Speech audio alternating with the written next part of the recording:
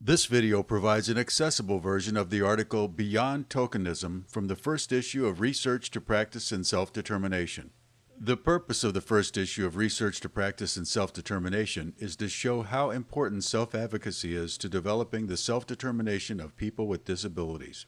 Self-advocacy skills help people express their likes and dislikes and keep someone else from making decisions about and for them. Strong self-advocates cause things to happen that make their lives better.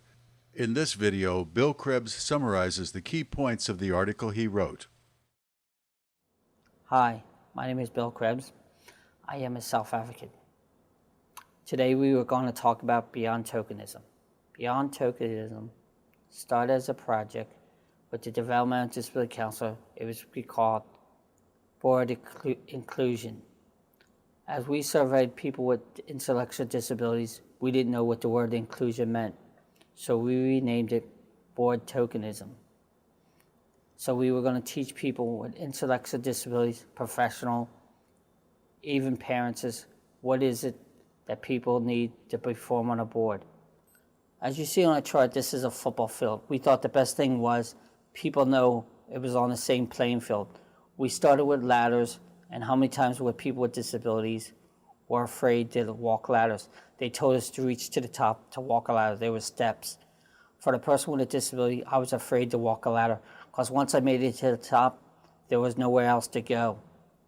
So we decided, let's make a football field.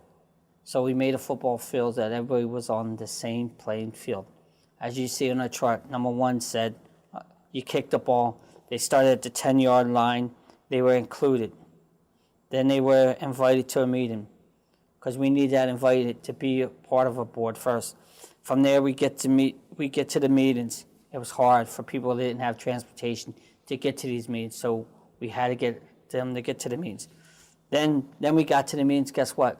We feel like we were a token. We always sit back. We always relax. We weren't in front of the table helping other people. As you see in the next part of the thing was we needed a mentor. A mentor could be somebody like a family member. It could be another board member. It can even be a self-advocate to help you perform better on the board.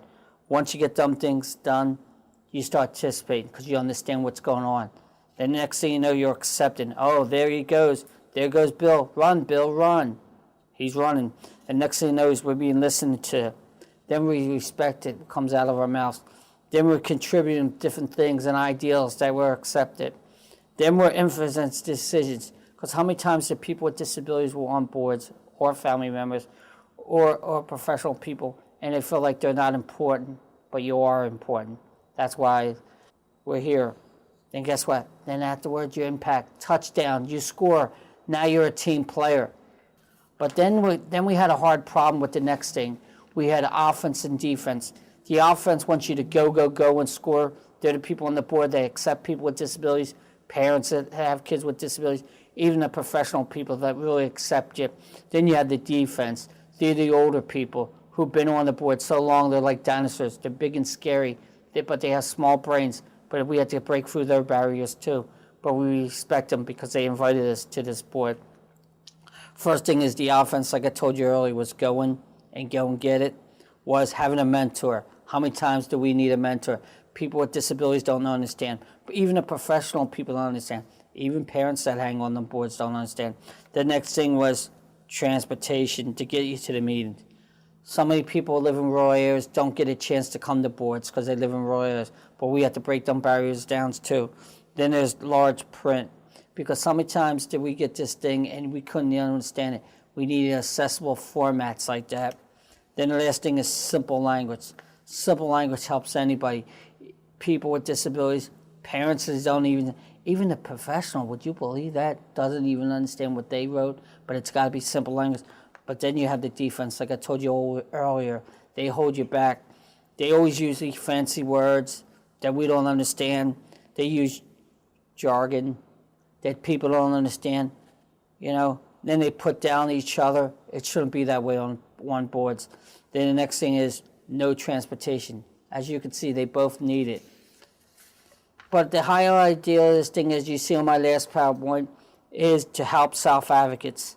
The 10 things to help self-advocates, to be a board orientation. How many times did you come to a board and nobody ever gave you material to be effective board members? There should be an orientation to help family members, people with disabilities, even the new professional who comes aboard. Then there's make sure the material is in advance.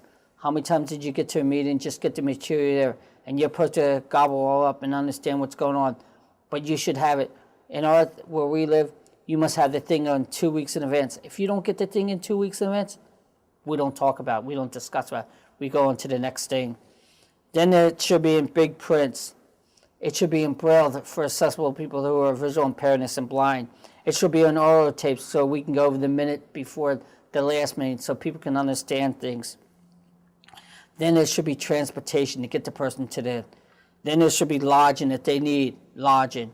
Expenses like food expenses, pay for their care attendants or whatever they need. Then the next thing is a mentor. Like I told you, anybody could be a mentor. Just find somebody that you feel comfortable being around. They could be your mentor. Ask them. You have nothing to lose. Then to go over the agenda, like we said beforehand, make sure it's simple access, that you can understand things, that you can read things, Then there's, like I said, simple language. And then there's self-advocates. Always ask the self-advocates what their opinions are. Even ask the parents that sits there at that meeting, because they're part of it. Maybe the self-advocate help that parent who's sitting down there, or the professional. Maybe all three of us can work together, because it's our world. Then there's board policies, and then what their mission statement. We know in the local ARC where we live in Pennsylvania that the ARC's mission statement is that they got to have 3 or more self-advocates on a board, or they don't have a board. So that's their mission. It's on their mission statement. Then the last thing, their role and their job as a self-advocate, or as a parent, as a provider. More people belong part of it as a committee. And I would like to thank the Development Council of Pennsylvania for having us do this initiative, Beyond Tokenism. Thank you very much.